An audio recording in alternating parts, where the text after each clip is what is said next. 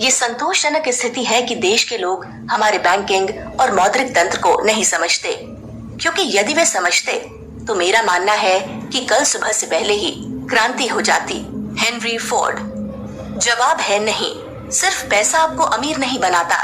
हम सभी उन लोगों को जानते हैं जो हर दिन काम पर जाते हैं, पैसे की खातिर काम करते हैं और ज्यादा पैसे कमाते हैं, लेकिन इसके बावजूद ज्यादा अमीर नहीं बन पाते। विडंबना ये है कि कई तो हर डॉलर कमाने के साथ कर्ज में ज्यादा गहरे धंसते चले जाते हैं।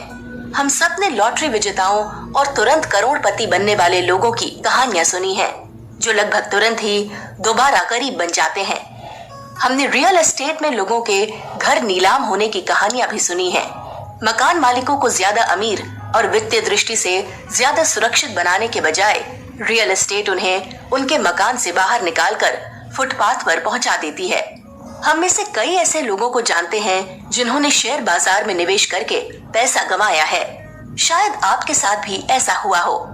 सोना संसार का एकमात्र वास्तविक धन है, लेकिन उसमें निवेश करने पर भी निवेशक का पैसा डूब सकता है। दरअसल युवावस्था में मैंने सबसे पहले सोने में ही निवेश किया था। रियल एस्टेट में तो मैंने बाद में निवेश किया।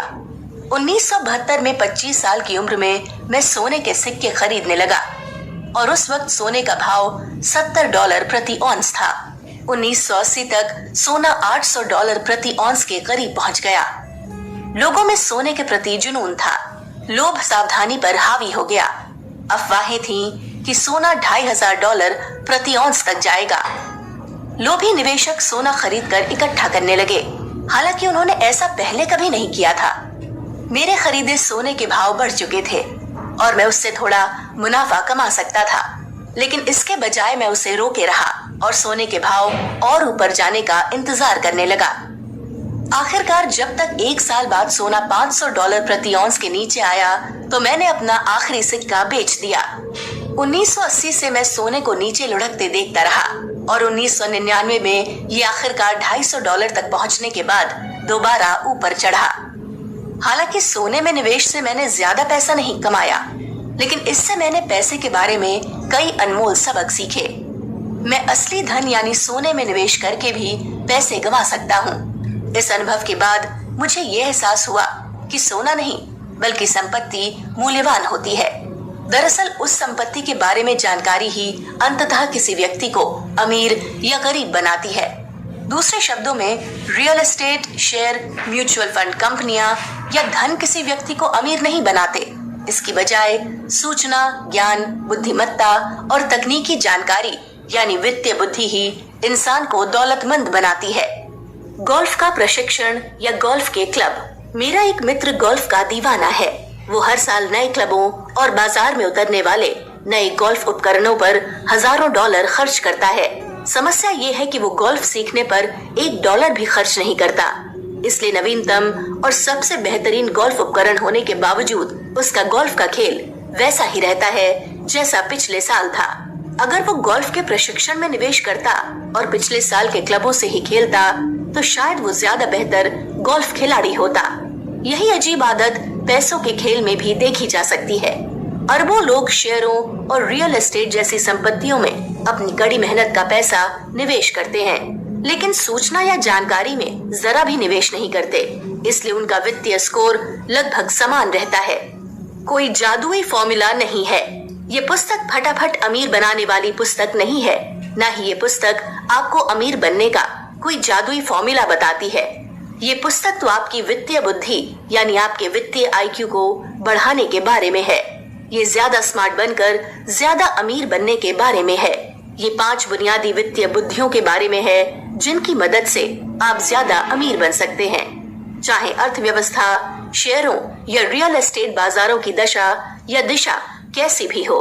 रिच डैड्स अपना फाइनेंशियल IQ बढ़ाएं, ज्यादा स्मार्ट बने, ज्यादा अमीर बने, जिसे लिखा है रॉबर्ट T कियोसाकी ने। जब मैं 5 साल का था तो मुझे आपातकालीन सर्जरी के लिए अस्पताल ले जाया गया। चिकन पॉक्स की वजह से मेरे कानों में गंभीर संक्रमण हो गया था। हालांकि अनुभव डरावना था, लेकिन मेरे मन में आज भी ये प्रेमपूर्ण स्मृति अंकित है कि मेरे ठीक होते समय अस्पताल की खिड़की के बाहर मेरे डैडी, छोटा भाई और दोनों बहनें लॉन पर खड़े थे और मेरी तरफ हाथ हिला रहे थे। मेरी माँ वहां नहीं थी, वे घर पर बिस्तर पर थीं और कमजोर हृदय की समस्या से जूझ रही थीं।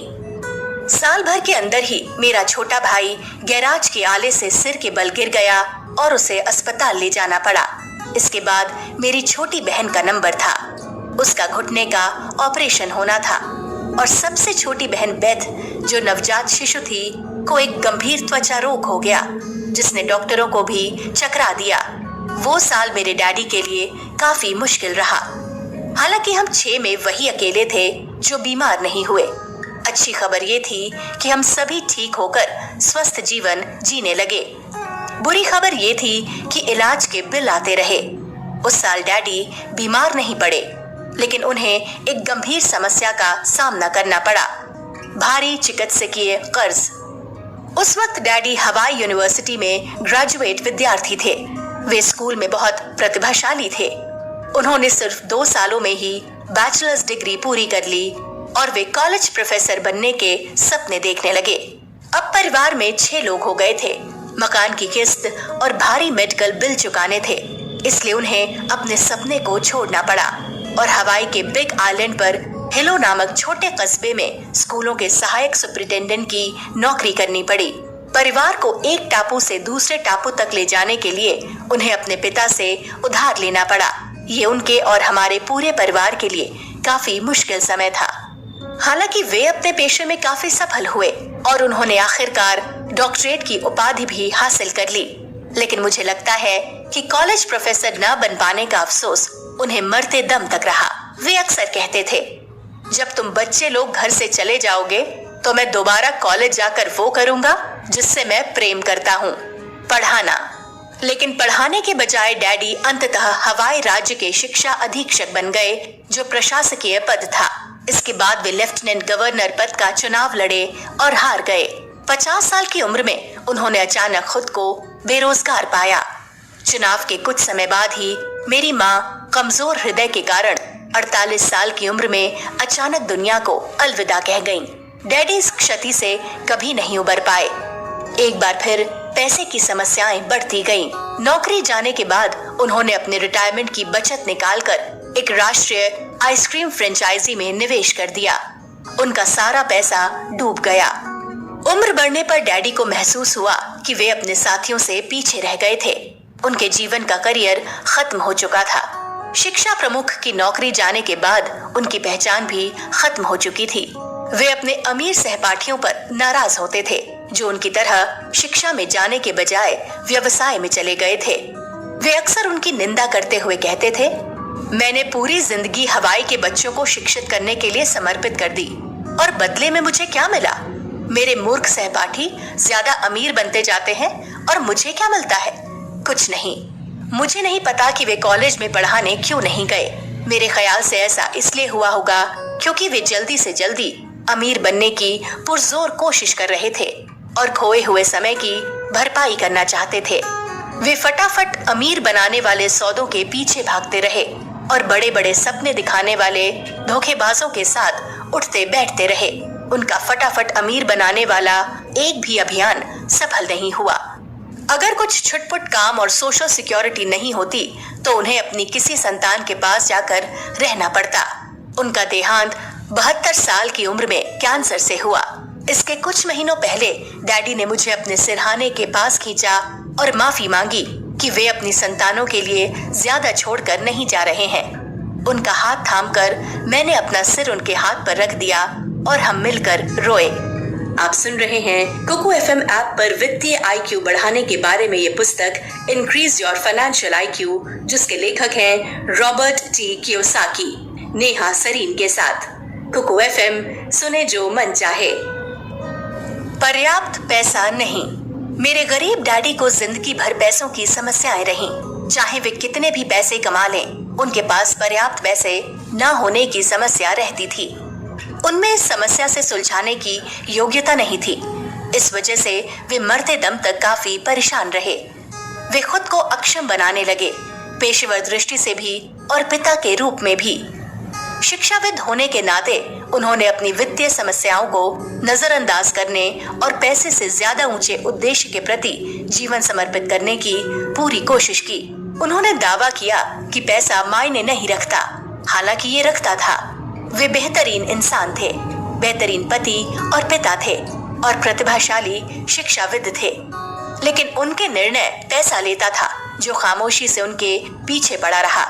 अंतिम समय में उन्होंने अपने जीवन का मूल्यांकन करने के लिए धन के पैमाने का ही इस्तेमाल किया। बहुत स्मार्ट होने के बावजूद वे अपनी पैसों की समस्याओं को कभी नहीं सुलझा पाए। बहुत ज्यादा पैसा। मेरे अमीर डैडी ने मुझे 9 साल की उम्र में पैसे के बारे में सिखाना शुरू किया। विचित्र बात ये थी कि उनके पास भी पैसे की समस्याएं थीं, लेकिन इन समस्याओं को उन्होंने मेरे गरीब डैडी से अलग तरीके से सुलझाया। उन्होंने स्वीकार किया कि पैसा मायने रखता है, और चूंकि उन्हें इस बात का एहसास हो गया, इसलिए उन्होंने हर मौके पर अपनी वित्तीय बुद्धि को बढ़ाने की कोशिश की।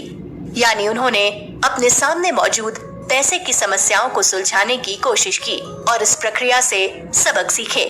अमीर डैडी शैक्षणिक दृष्टि से गरीब डैडी जितने स्मार्ट नहीं थे, लेकिन उन्होंने अपने पैसे की समस्याओं को अलग तरीके से सुलझाया और अपनी वित्तीय बुद्धि को बढ़ाया।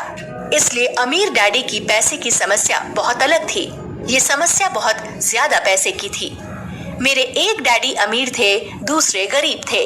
इन दोनों को देखकर मैंने सीखा कि हम अमीर हो या गरीब, हम सभी के सामने पैसे की समस्याएं होती हैं।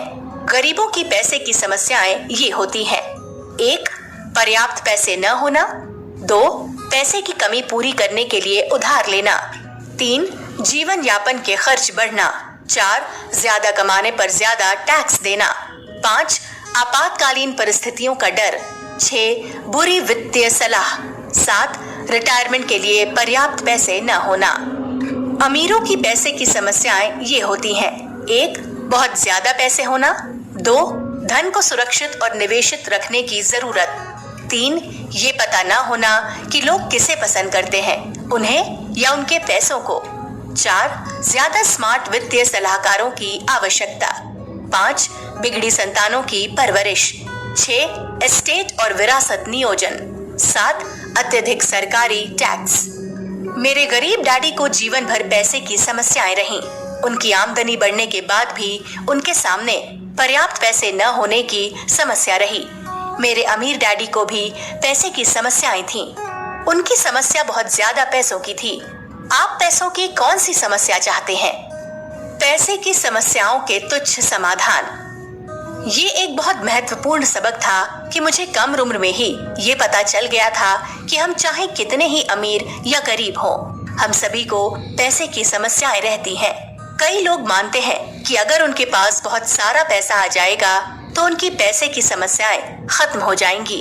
उन्हें ये पता नहीं होता कि बहुत सारा पैसा आने पर पैसे की समस्याएं बढ़ जाएंगी। मेरा प्रिय विज्ञापन एक वित्तीय सेवा कंपनी का है।